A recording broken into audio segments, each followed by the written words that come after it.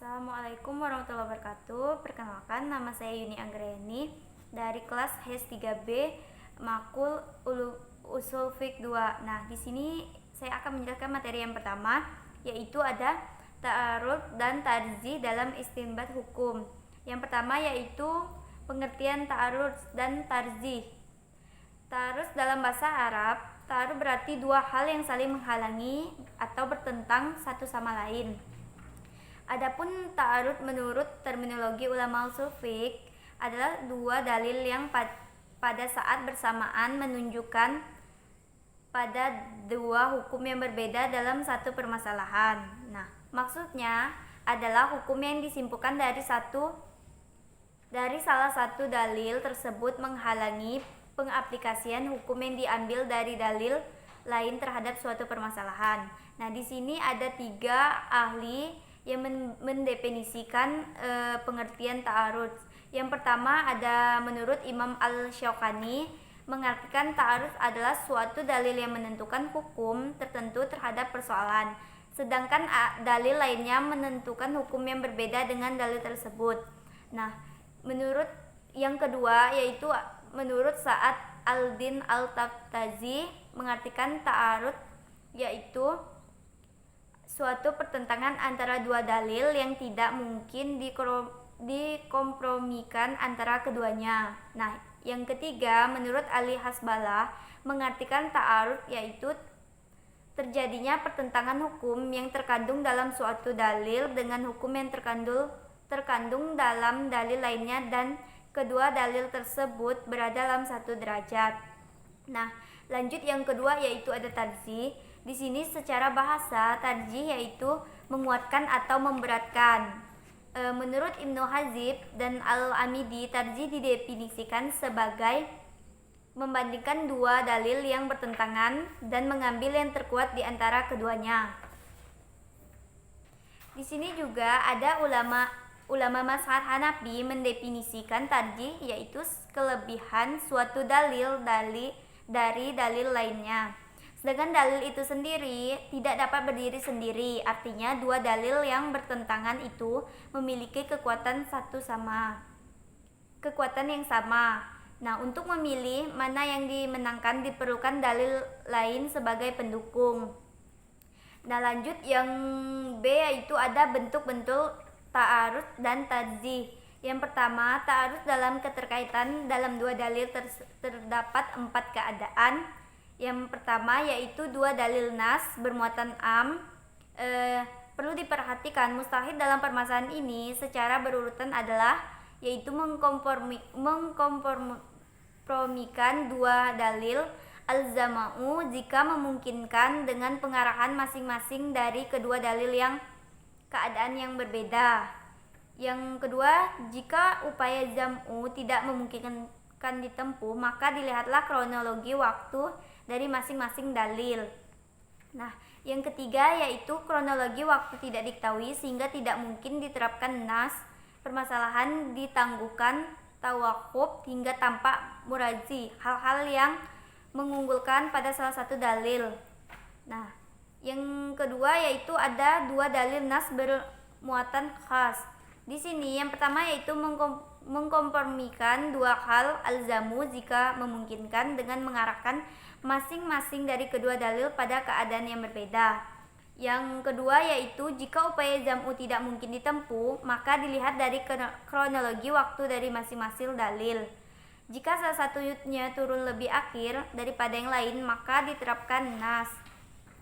Dan jika kronologi waktu tidak diketahui sehingga tidak memungkinkan diterapkannya nas, maka permasalahan ditangguhkan tawakuf hingga tampak murajih.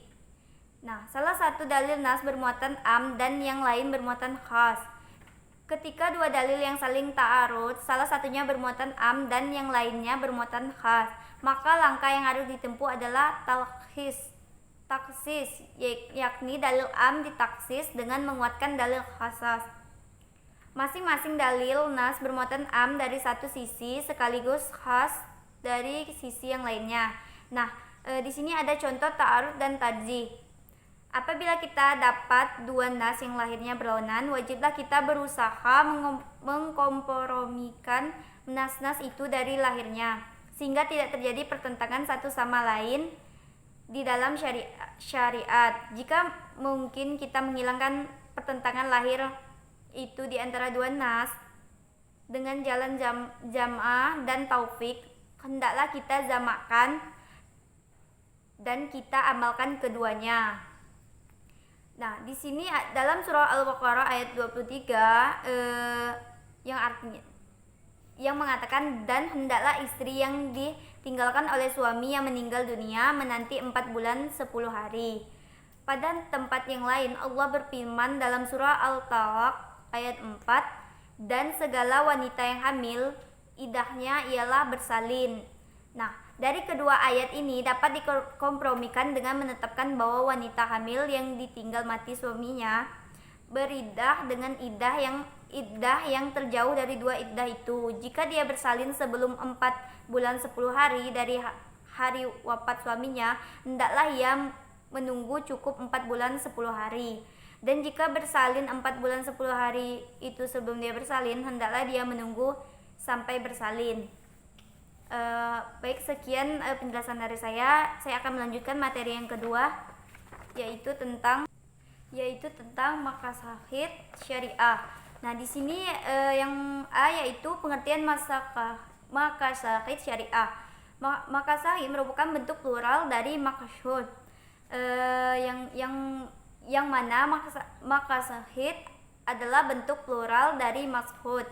Khas, maksud atau khushud yang merupakan derivasi dari kata kerja kasada yashudu dengan beragam makna seperti menuju suatu arah, tujuan, tengah-tengah, adil dan tidak melampaui batas, jalan lurus, tengah-tengah antara berlebihan dan kekurangan. Nah, di sini sedangkan kata syariah merupakan bentuk subjek dari akar kata syara yang artinya adalah jalan menuju sumber air sebagai sumber kehidupan.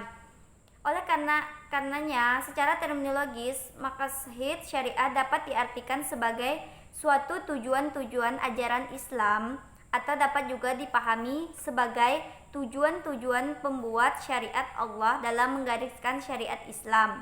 Nah, di sini Al-Qarafi menjelaskan bahwa maqasid syariah adalah mutadaminatu li al-masali wa al-mafasid fi an-nufisaha, yang mengandungi maslahah dan mafsadah pada dirinya. Sementara wasail pula adalah al-turut al-mufyatu ilahi, jalan yang membawa kepada maslahah kebaikan ataupun mafsadah keburukan. Nah, di sini masyahid dan wasail adalah berbeda, tetapi tetap berkaitan erat dalam pengertian setiap masyahid atau matlamat yang memerlukan wasilah atau wahana. Di sini yang B yaitu ada tujuan masyahid syariah. Tujuannya dan alat dalam pandangan Al-Ghazali dan juga para fuqaha lainnya saling berhubungan satu sama lain dan berada dalam suatu proses perputaran sebab akibat. Realisasi tujuan memperkuat alat dan lebih jauh akan mengintensifikasikan relasi tujuan.